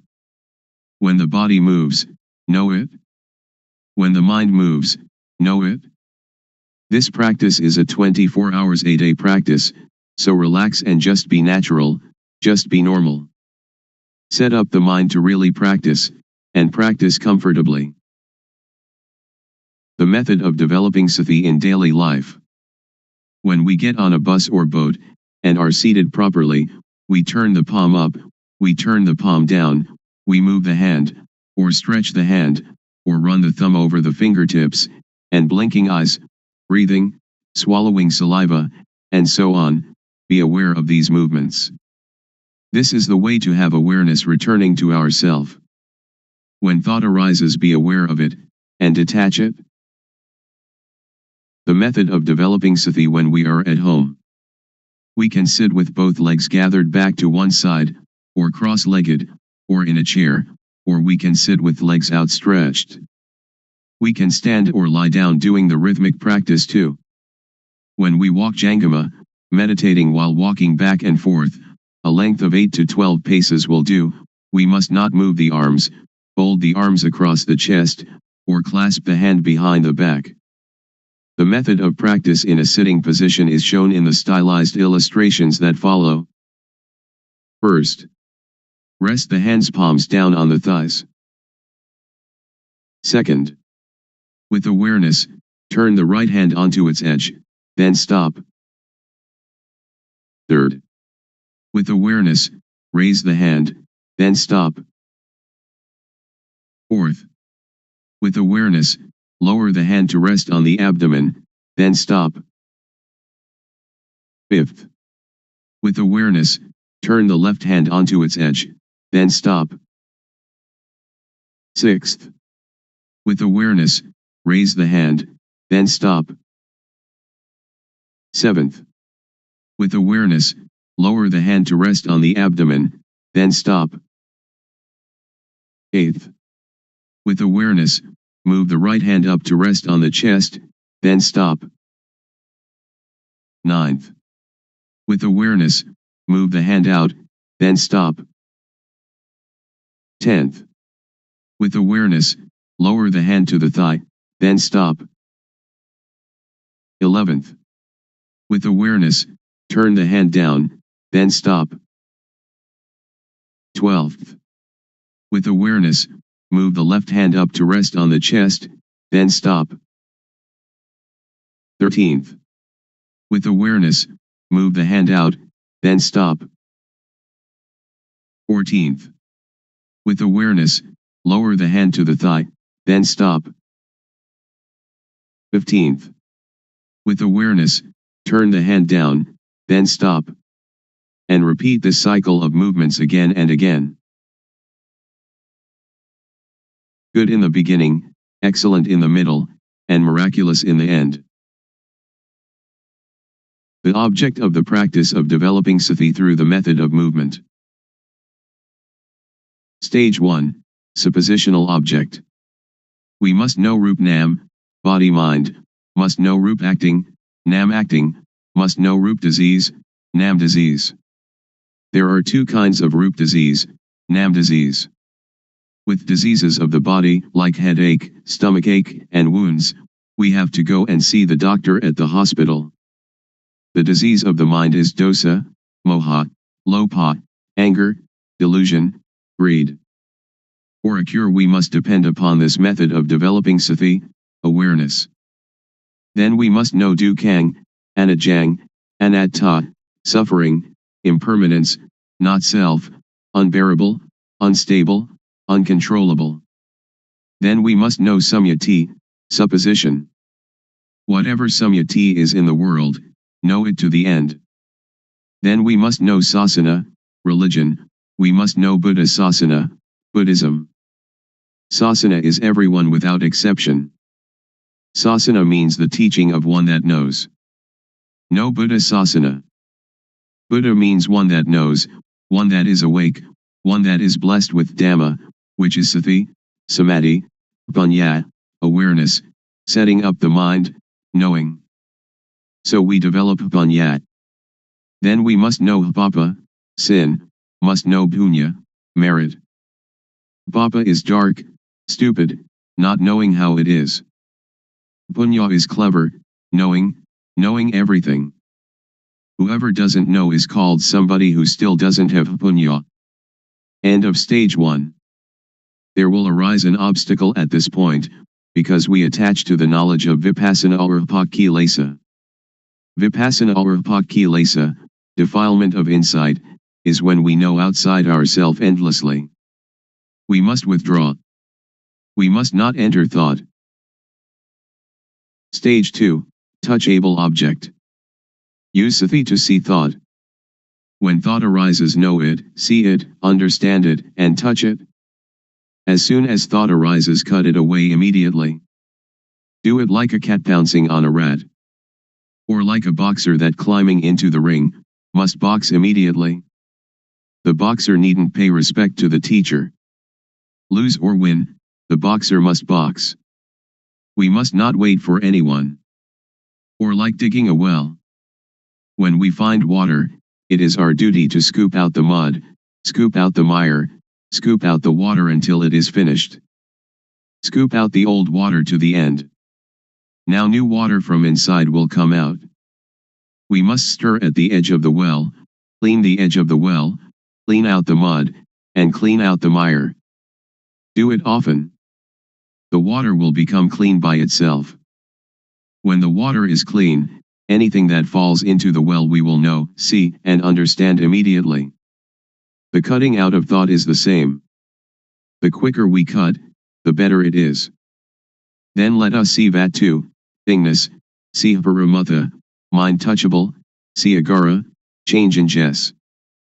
Vatu means things that exist in the world, everything in humans and the mind of humans and creatures.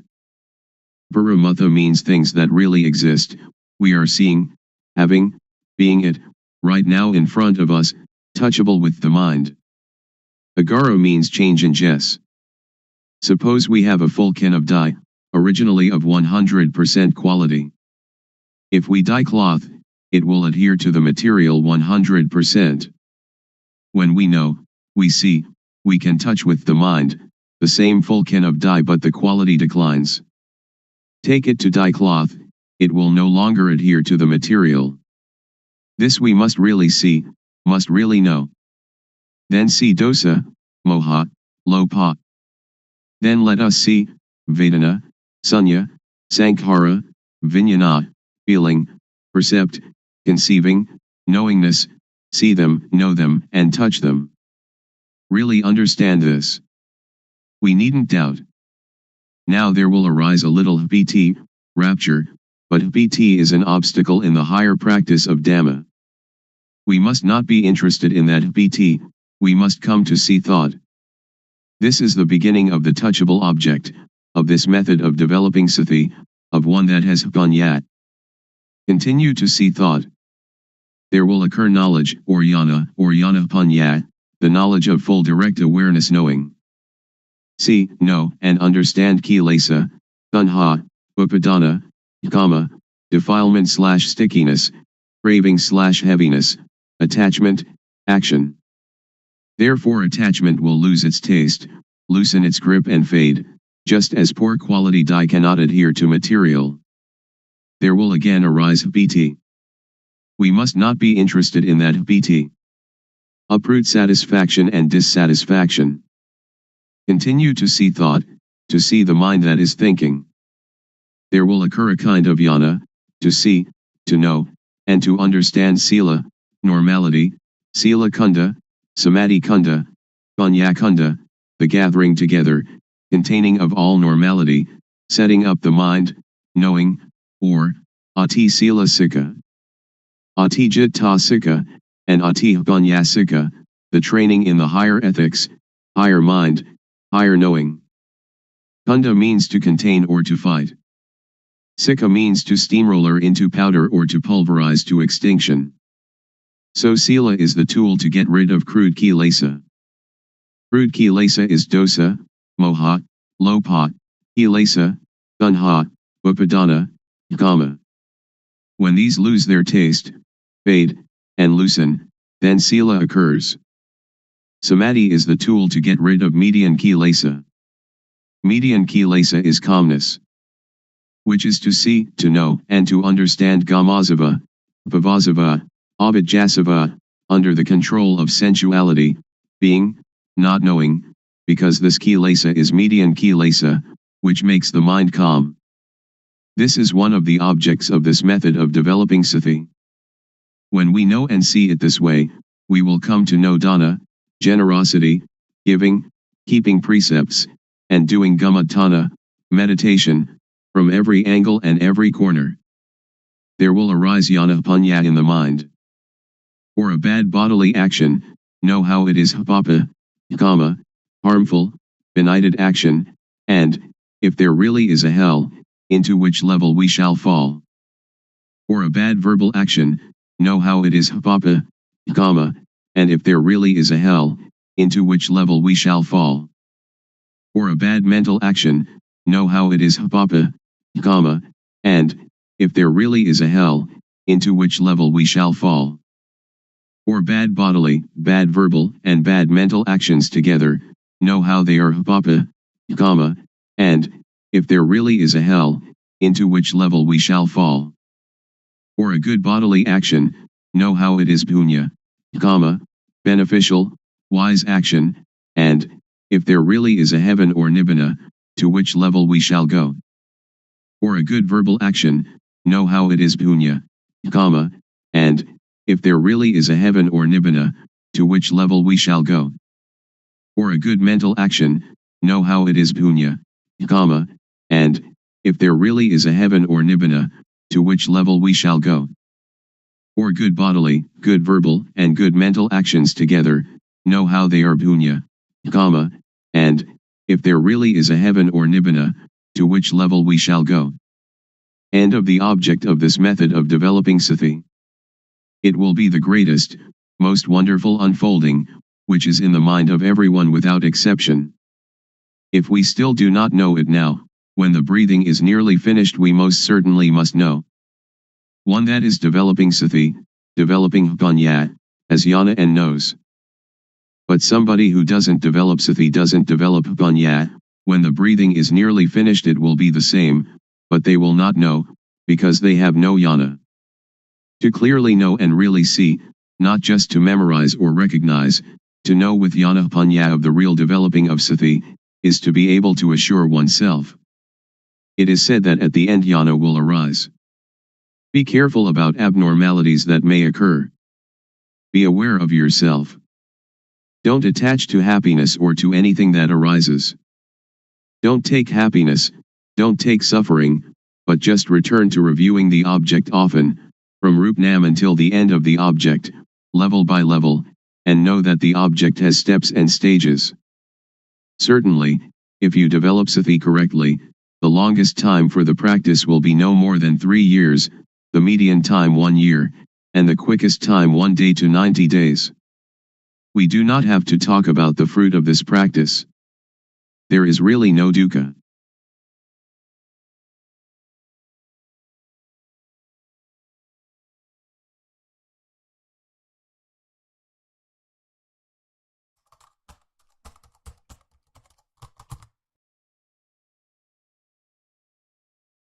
May all beings be at ease. Whatever living beings there may be, whether they are weak or strong, omitting none, the great or the mighty, medium, short or small, the seen and the unseen, those living near and far away, those born and to be born. May all beings be at ease.